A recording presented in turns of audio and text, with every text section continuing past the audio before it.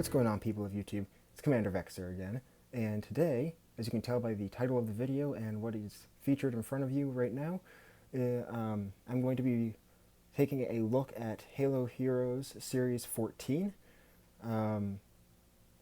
I was originally going to post this video on Friday, but Amazon delayed my delivery by a few days, so it's coming out today. At any rate, I'll do some movie magic here, and just give me a second here and I'll get these unboxed and we'll take a closer look at them. Alright guys, so I've decided to start with the least exciting figure of the wave to most, myself included, just to get him out of the way, and that is the millionth Master Chief of the Halo Infinite line that we've gotten. Another Master Chief. What I have to say about this is I don't really mind getting Chiefs that much, but it's getting a little tiresome. And especially seeing as we just got a Master Chief in the last Halo Heroes wave. I don't know why we needed another one, especially when there are other Halo Infinite characters that we know about. For example, Jago, who has already been made into a Heroes, or not been made into a Heroes, what am I saying? He's already been made into a toy in the Jazzware action figure line, so I don't know why Mega couldn't have made him into a figure, but oh well, it is what it is. As you can see, the main difference between this new chief and all the other chiefs is that there is a distinct difference in color with the armor. The new Heroes Chief has a dark green color compared to the lighter green of the others. And I have to say, I like the dark green better. I believe the visor is also a darker shade, which is just good all around. The distinguishing print on this guy is a plasma burn underneath the 117 insignia. He comes with a mangler. And I'm sure this mangler is not identical to the other printed manglers we've gotten, but if the differences are subtle and the weapon's kind of unexciting. So my thoughts about this figure is that it's cool. We get a chief. But at the same time, it's not cool because we get another chief. But I do like the plasma burn in the darker green. But again, I would have had just about any other figure. Let's get him out of the way. And I'm not sure what I think about this next figure, but I'm sure he's another one that people could have done without. And that is the Hyperius here. And let me get them into focus there. Okay. Sorry about the shaky camera work here. Just bear with me. I put the Defense Point Showdown Hyperius to compare next to the Heroes version. And right off the bat, there are some obvious differences in the printing. The Heroes version has way more red on his chest plate, his crotch piece. His helmet has the Banished logo, his gravity hammer. Let's see what's around back here. There you go. He's got his little Spartan helmet on the shoulder. Let's see if there's any difference between. Not much of a difference on that front between the two. This one might be a little lighter. Jetpacks are identical, or jump packs rather. So here's my overall thoughts. Let me just get these guys back in the picture here. Okay, so another thing is the Defense Point Showdown Hyperius has painted hands. He's got light gray, but then he's got painted fingers, whereas the Heroes version has straight up black hands. The legs also, there are multiple colors on the Defense Point Showdown, whereas it's pretty much just that kind of gunmetal grayish black on the heroes. So I think overall I like the heroes version better. Um, another reason is because the weapon. This is another gravity hammer as opposed to the Defense Point Showdown version, which has it's the same one as the Decimus figure we got way back when, and um, yeah, it's just nice to get a new gravity hammer. Um, as for the figures themselves, I say I like the heroes better, but not everything about the heroes is better. I think I like Hyperius himself better in the Defense Point Showdown, but the armor better on this guy. Obviously, there's just way more printing on the armor pieces, but they put way more work into distinguishing his, like his body itself. There's a lot more detail there. So basically, if you combine these two, gave the heroes version the Defense Point Showdown's hands and legs, but still kept the dark gunmetal gray / black of the armor, and with the red, you'd have my perfect Hyperius figure, if that made sense. At any rate, let's move on to the next guy. This one's an interesting one, sort of, but also not, sort of, because it is another Mark 7. We've gotten a million Mark 7s. This guy does come in a cool purple. But again, we got a Mark 7 last wave and the wave before that. I don't have any of my Mark 7s on that are quickly accessible, but there's definitely some distinct armor differences. I like the silver visor. I think this is one of the figures that people were saying is actually a named character, but Mega didn't make them the named character, so I guess it's just a Mark 7. And for me, the main draw of this figure is actually his weapon. I'm a sucker for painted Needlers, and this is a beautifully painted Needler. The mold is exactly the same as the most recent Needler mold, but yeah, and also the Needler works really well with this figure. It's the same color scheme as the figure itself. So yeah, I think this guy is cool. But yeah, also not super interesting. Overall, I'd say this wave has not been super interesting, except for this next guy. And I am really surprised that I am saying this, but this Jackal is just surprised me. Here, let me put this guy's from the Warthog. I forget the name of the Warthog set at the moment, but there you go. The other blue Jackal freebooter that we have gotten in the Infinite Wave on the right, and the heroes on the left. First of all, the big difference is the hands.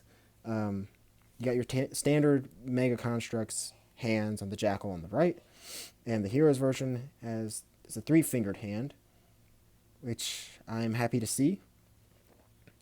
And like all heroes figures compared to their non-heroes counterpart, the Jackal Freebooter hero has way more paint detailing. He's got silver on the chest. He's got red on those little, whatever you call those, on his elbows. More silver on the back. And I don't know. I know that these are the same shield pieces in these two figures, but somehow, at least to me personally, that little extra piece on the Heroes version, it just makes the whole thing feel more accurate. Mega Construx is notorious for having the Jackal shields be way too small compared to the in-game version, but somehow that piece just makes it feel more accurate size-wise, even though they're exactly the same size. They're the exact same mold, but the printing on the hero's feet, makes it feel like he's just got a different foot mold, even though it's exactly the same as the freebooter from the Warthog. Uh, the red on the heroes is brighter compared to the more orangey color of the uh, other jackal, and the skin tone is lighter than the Warthog jackal. And the weapon that the heroes version comes with is the plasma pistol. Uh, pretty standard painted plasma pistol. It's got the blue for the energy. Always good to get more of those. But yeah, as I said, this jackal just surprised me. Honestly, I just wasn't super excited about this wave, with Chief and another Hyperius and just another Mark 7, and I saw the Jackal. I was like, it's kind of another throwaway figure, but no, he actually is worth it. Obviously, not going to army build with these guys that much because it's $5 a pop, but they gave you the other Jackals to army build from the other sets, which is nice. Basically, I have the same. The one problem I have with this Jackal being a hero is the same problem I have with if the Flood figure gets selected in the voting.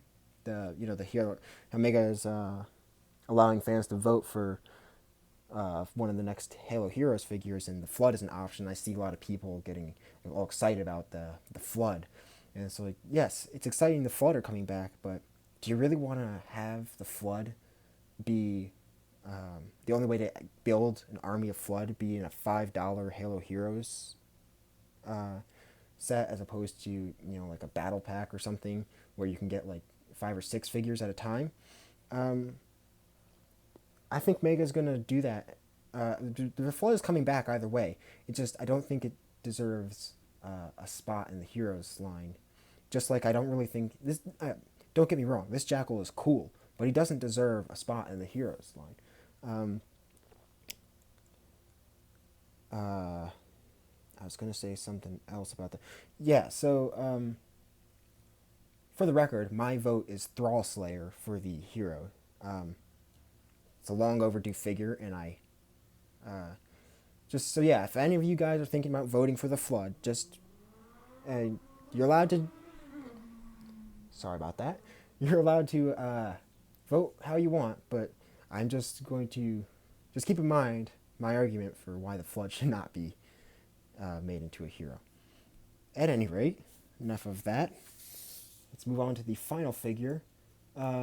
This is probably the most exciting figure, and that would be this Trailblazer. Yes, we got a Trailblazer Last Heroes line, but we don't have, as opposed to the Mark 7 where we have about, like 7 or 8 of them. I don't actually know how many Mark 7s we have. We have a lot of Mark 7s. I think this is the third Trailblazer or something like that. Maybe there's some in the helmet sets, but I don't have the helmet sets, so I don't know. Anyway, I really like this figure. First of all, let's bring him up close here. I like the kind of urban camo style paint job. SMG that he comes with is pretty much a standard painted SMG. Nothing special there. I really like the kind of silvery blue visor. This guy makes me feel like he's a clone trooper with his color scheme. He's got like the white and some blue on him, and he's got the black line down the top, like the crest on the clones. I don't know. I just really like him. Not much else to say about him. He does have there are different colored legs versus the armor piece there. It's like a light gray.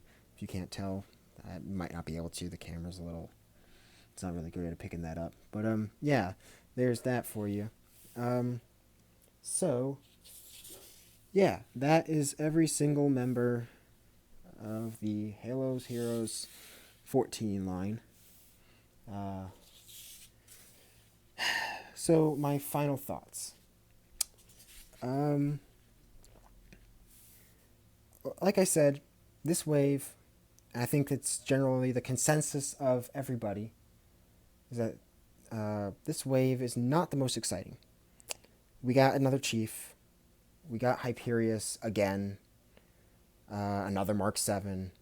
A Jackal, who is kind of a throwaway figure for the Heroes line. And, the Trailblazer is cool. I don't really have a problem with the Trailblazer here. It's also another one where they had to cut a figure because of spoilers for Infinite. So we only have 5. With that said, I like them more now that I have them in hand than I did when I went to order them. I went to order them for, collector's sake. And I will say that the Hyperius overall is an upgrade from the Defense Point Showdown Hyperius. But, if you wanted to save your money, or you just didn't have enough money, and you was like, choice between this and, say, 2 Gungoose sets that are coming, take the Gungooses. You're not going to be missing out on a ton if you don't get this wave. With that said, they're still very cool figures. Just not compared to a lot of the waves we've gotten in the past. I think Mega is going to up its Heroes game in the very near future. But in my opinion, this is the second wave that's been kind of lackluster. But the last wave was definitely way better because we got that elite Warlord and the Brute Chieftain, which really elevated that last wave to a whole new level. And the Trailblazer was a new figure, a new Spartan, so there's that. But yeah, that's about all I have for this video. I apologize for the shaky camera work, but it is what it is. And this was supposed to be last week's video, so I'll probably come out with another video this week. Probably a diorama. Well, I'd like it to be a diorama. I just don't know if I'm going to have the time for the diorama. But I'll do my best to get something interesting out. I know that it's been a little while since I've done a diorama, and a lot of you guys like those way more than hearing me talk for 15 minutes about a five figures. But yeah, at any rate, I'll end it there because this video is going on way too long. So yeah, keep an eye out for a video possibly later this week. And at any rate, I'll catch you in the next one. Take care, guys.